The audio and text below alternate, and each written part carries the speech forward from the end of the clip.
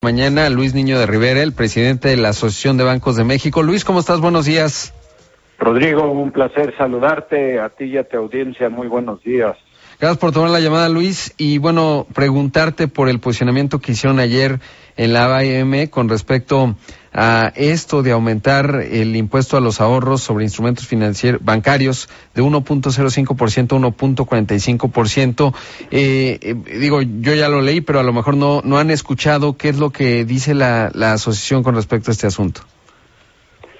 Sí, efectivamente, Rodrigo, ayer en la conferencia de prensa bimestral que tenemos en la ABM, comentamos sobre este tema y otros de iniciativas fiscales, en particular el incremento de 1.04 sobre el capital del ahorro a 1.45 representa un aumento del 39%, lo cual es muy importante. Y nos preocupa en particular que las personas de bajos recursos que no presentan una declaración fiscal no tendrían cómo compensar ese impuesto con el impuesto sobre la renta que pagan las personas que ganan más de 400,000 pesos. Es cierto que hay un tope de 185,000 pesos, de ahí para abajo no se acumula este impuesto. Sin embargo, si una persona que gana menos de 400,000 pesos ha ahorrado a lo largo de su vida, por ponerte un número, 200,000 pesos, pues sí le aplicaría este impuesto, que si tú tienes una tasa del 6% y el componente real es la mitad, porque la inflación sería 3%, el otro 3% es la porción que paga impuestos. Este 1.45 del capital representaría un impuesto del 48% a la porción real de su ingreso por intereses, que es mucho más alta que el rango superior para las personas que ganan más, que es 35%. Entonces, creemos que habría que moderar ese incremento que representara solamente el ajuste por la inflación reciente y no un salto del 39%. Claro. Ahora, cuando uno ve el mapa de la banca, más o menos de cuántos millones de ahorradores estamos hablando, o cómo dimensionar, digamos, cómo está distribuido, digamos, la mezcla, para entender cuántos mexicanos podrían ser afectados. Pues mira, no tengo la cifra exacta de quienes tienen de 185,000 pesos para arriba. La banca tiene 50 millones de clientes y una porción muy elevada, la mayor, son clientes de ahorro. Por darte una idea, el país tiene 95 millones de adultos y 37 millones tienen una cuenta de ahorro de inversión o de nómina. Entonces, tendríamos que hacer un cálculo muy específico, sí, cosa que no tengo a la mano. A la mano, claro, pero bueno, simplemente para tratar de entender este tema. Ahora, ¿cuáles han sido las reacciones de la Secretaría de Hacienda? Porque supongo que esto ya lo han comentado. El asunto salió pues desde que se presentó el paquete económico 2020 y seguro antes de hacer el posicionamiento pues han tratado de tener algún diálogo. ¿Qué han dicho? No, seguimos dialogando. En primer lugar, hay una gran apertura para poder escuchar a todas partes y ese diálogo pues siempre lo agradecemos, porque en esta administración si algo lo ha caracterizado es escuchar y que todo el mundo pueda expresar sus opiniones, y eso lo valoramos muchísimo. Qué bueno. Ahora, ¿cómo entender digamos, si vemos históricamente qué ha ocurrido con la banca cuando aumentan la carga fiscal sobre el ahorro? ¿Qué tanto afecta y qué tanto hace o va en contra de los objetivos de la inclusión financiera, sobre todo porque pues está en el interés de todos que el dinero no se quede debajo del colchón y mejor participe de la banca o que se invierta, porque eso ayuda a generar más riqueza? ¿Qué ha pasado en otras ocasiones cuando se da un incremento fiscal? Pues las personas que no pueden compensar ese ahorro con el impuesto sobre la renta que pagan, pues sí tienen un impacto severo, y entonces disponen de una menor cantidad de recursos para hacer frente a los satisfactores esenciales, ¿no? Como la banca ha venido sumando a 15 millones de personas en los últimos 17 años que estaban en el sector informal o que siguen en el sector informal, pues va creciendo el número de personas que puede tener más de 180,000 pesos ahorrados y que pueda tener un impacto directo de esta magnitud. Por lo tanto, necesitamos seguir dialogando y precisando los números para que el impacto sea menor.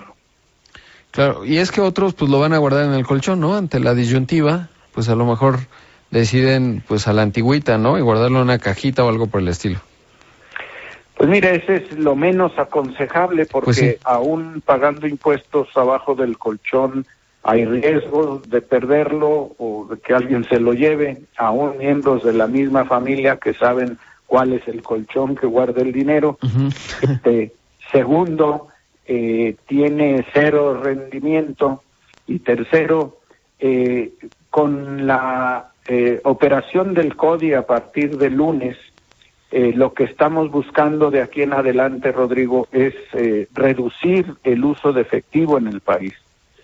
Es una meta muy importante porque el efectivo tiene un costo enorme, sí, no solo de diseñarlo, fabricarlo, custodiarlo y distribuirlo a través de la banca y del comercio y todo el transporte de valores que eso requiere, que es muy costoso. El efectivo es un instrumento muy útil para la corrupción. Entonces, para poder combatir todos esos fenómenos, el CODI, que es un instrumento muy avanzado, medio de pagos digital, al cual puede tener acceso todo el mundo con cero costo, pues es hacia donde queremos ir. Y para operar el CODI, pues evidentemente hay que abrir una cuenta bancaria, ¿no? Así es. Pero hay otro tema que quisiera tocar, si tú me lo permites, también, que está en la iniciativa de defraudación fiscal y que tiene que ver también con la extinción de dominio. Nosotros en la Asociación de Bancos de México estamos totalmente de acuerdo en que combatir la corrupción tiene que ser la meta número 1 del país, en que debemos de eliminar las facturas apócrifas y las empresas que las emiten. Hay que combatir la delincuencia organizada y hay que asegurarnos que todos los mexicanos que tengamos una obligación fiscal la cumplamos al 100%. Pero todo eso dentro del Estado de Derecho, respetando las garantías individuales.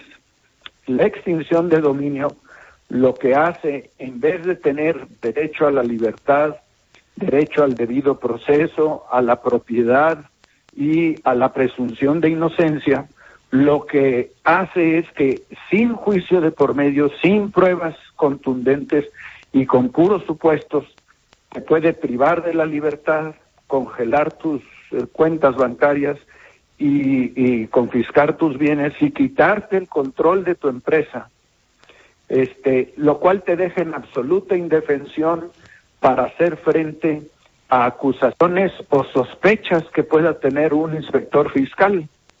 Eso va a ahuyentar invariablemente a los inversionistas nacionales y extranjeros.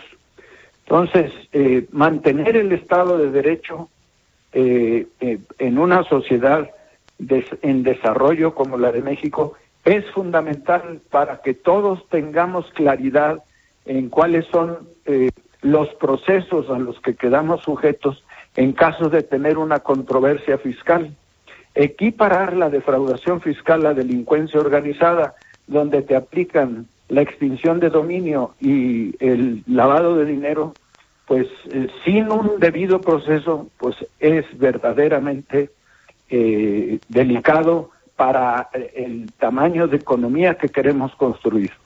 Sin duda lo es, porque además hay que entender y saber que, como cualquier organismo público, el SAT puede cometer errores, pero las consecuencias son, diríamos, draconianas, y además se prestará, pues ante un garrote de ese tamaño, el incentivo a la corrupción incluso puede aumentar, ¿no? Evidentemente nadie queremos ello, pero sí es un asunto muy delicado que se puede prestar por el tamaño y lo radical del instrumento, pues incluso para otro tipo de situaciones, por más que las autoridades digan que no, pues lo cierto es que cuando hay un poder tan grande, pues la tentación puede ser significativa, independientemente de los funcionarios, porque eso va a quedar, ¿no? Independientemente de los que están hoy. Pues sí, evidentemente, cuando se pasa una ley, pues queda aplicación general y trasciende administraciones, inclusive trasciende a las personas que hoy son responsables de esas tareas.